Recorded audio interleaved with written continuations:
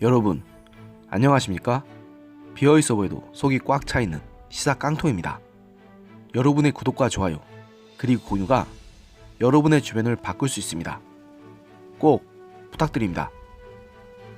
문재인 대통령이 17일 제20대 국회 전반기 국회의장을 지낸 육선의 중진 의원인 정세균 의원을 차기 국무총리 후보자로 내정했습니다.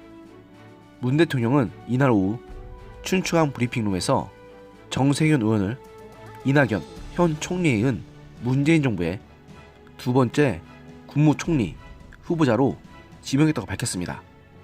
이번 인사는 문재인 대통령이 직접 발표까지 했을 정도로 매우 이례적인 것으로 평가되고 있습니다. 이는 국가의전서열 2위의 입법부 수장인 국회의장을 지낸 거물급 인사가 이보다 의전 서열이 낮은 국무총리에 발탁된 것이 헌정사상 처음 있는 일이기 때문입니다. 참고로 국무총리의 국가의전 서열은 대통령, 국회의장, 대법원장, 헌법재판소장에 이은 5위입니다. 먼저 정세균 총리 후보자에 대해서 간략하게 소개하자면 정 후보자는 전라북도 진안군 출생으로 전주 신흥고와 고려대학교 법학과를 졸업한 뒤 쌍용그룹에 입사해서 상무이사까지 지낸 기업가 출신 정치인입니다. 이 때문에 운동권 출신 인사들에 비해서 다소 보수적인 색채가 있는 인사로 평가되기도 합니다. 출생지를 기준으로 보자면 전라남도 영광군 출생의 이낙연 현 총리에 이어 행정부 2인자인 총리를 호남 출신 정치인으로 지명하는 격이 됐습니다. 정 후보자는 출생지인 진안군에 속해 있는 전북 진안, 무주, 장수 지역구에서 제15대부터 18대 국회의원으로 내리 4선을 했고 19대, 20대 총선에선 이른바 정치 1번지로 불리는 서울 종로에서 연달아 승리하면서 거물급 중진 의원으로서의 자리를 굳혔습니다. 민주당 정치인으로서 당 대표를 지낸 데 이어 산업자원부 장관으로 발탁된 적도 있고 원내 제1당 지위를 확보한 20대 국회 전반기에는 국회의장에도 선출되는 등 화려한 정치 커리어를 자랑하는 인물입니다. 원래는 내년 4월 15일에 치러질 21대 총선에서도 현재 지역구인 종로에서 출마하려는 의지가 강했으나 같은 당 김진표 의원을 국무총리로 내정을 하다가 자신을 택한 청와대의 이번 총리 인선에 응하게 되면서 사실상 내년 총선 출마를 접게 됐습니다.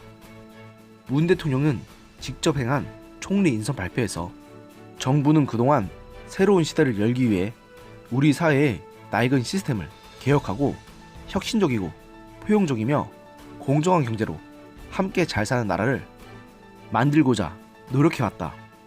그러기 위해 무엇보다 중요한 것은 통합과 화합으로 국민의 힘을 하나로 모으고 국민들께서 변화를 체감할 수 있도록 민생과 경제에서 성과를 이뤄내는 것이다. 이러한 시대적 요구에 가장 잘 맞는 적임자가 정세균 후보자라고 판단했다고 밝혔습니다. 정세균 후보자의 정치 이력을 분석해보면 뚜렷한 개성이나 카리스마 같은 화려한 정치적 매력을 갖춘 스타 정치인은 아니지만 정치 인생 도중 비리에 연루된 적이 단 한 번도 없었고 공적으로나 사적으로나 구설수에 휘말린 적도 없었던 매우 모범적인 정치인으로 평가됩니다. 문자 그대로 신사적인 국회의원에게 시상하는 백봉 신사상을 수상했을 정도로 공적으로나 사적으로나 진정한 신사라 불리며 적을 만들지 않는 매우 온화한 성품을 지녔지만 그에 못지않은 강단과 엄격함 또한 갖추고 있다는 평이 자자한 정치인이기도 합니다. 정세균 후보자는 이날 국회에서 가진 총리 후보직 지명 수락 기자회견에서 여러분들이 언론을 통해 봤겠지만 많은 고심을 했다.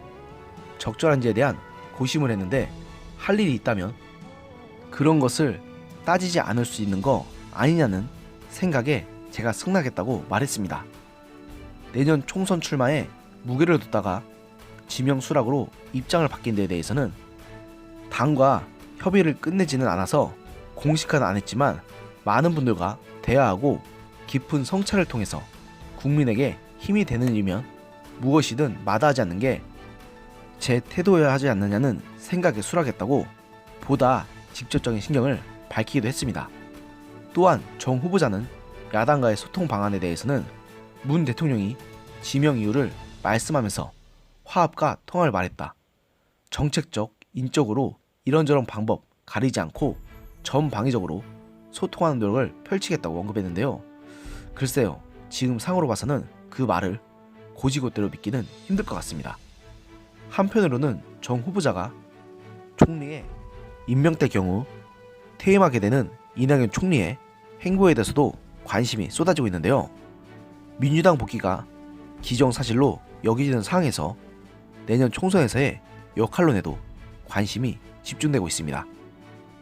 이 총리 측 관계자는 연합뉴스와의 통화에서 이 총리와 민주당 지도부 간에는 당으로 돌아와 총선에서 역할을 해야 한다는 정도의 공감대가 있었지만 구체적인 역할은 아직 정해지지 않았다고 밝혔습니다. 우선 정 후보자가 총리로 차출되면서 자리를 비우게 된 종로에 출마할 가능성이 거론됩니다.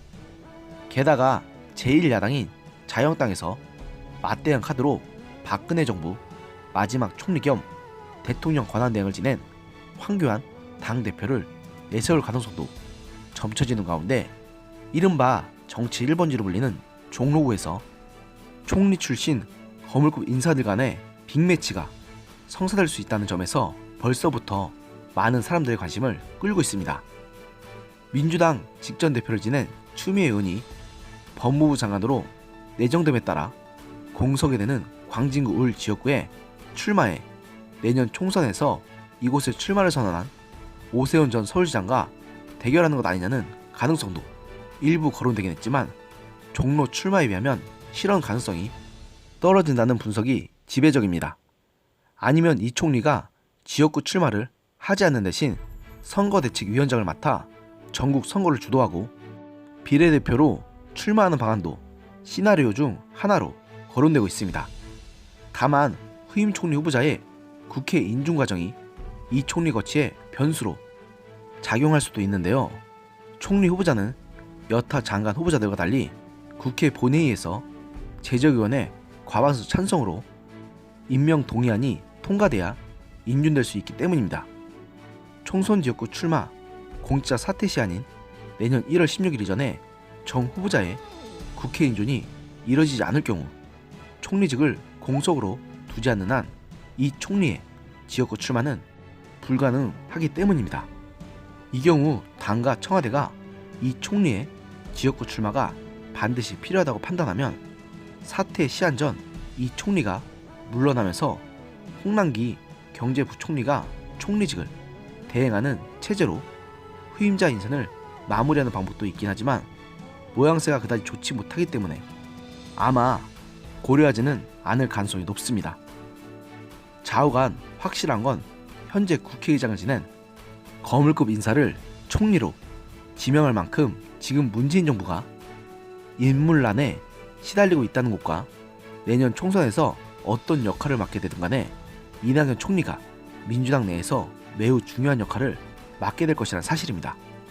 그리고 내년 총선 결과에서는 결코 이낙연 총리도 책임에서 자유롭지 못할 가능성이 큽니다.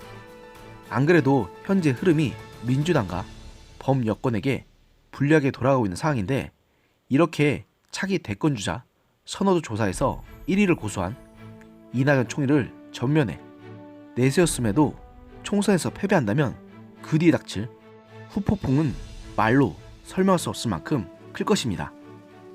이낙연 총리의 정치 커리어가 사실상 절단난 것은 말할 것도 없을 테고요. 문재인 정부를 지지하지 않는 제게는 다행스러운 일이긴 합니다. 그리고 정세균 후보자가 문재인 정부의 현재 정치 기조에 편승할지 아니면 상당 부분 수정을 이끌어낼지는 잘 모르겠지만 문재인 대통령이 지금까지 보여준 모습을 보면 큰 기대는 하지 않는 것이 좋을 것 같다는 생각이 듭니다. 오늘의 영상은 여기까지였습니다. 들어주셔서 감사합니다.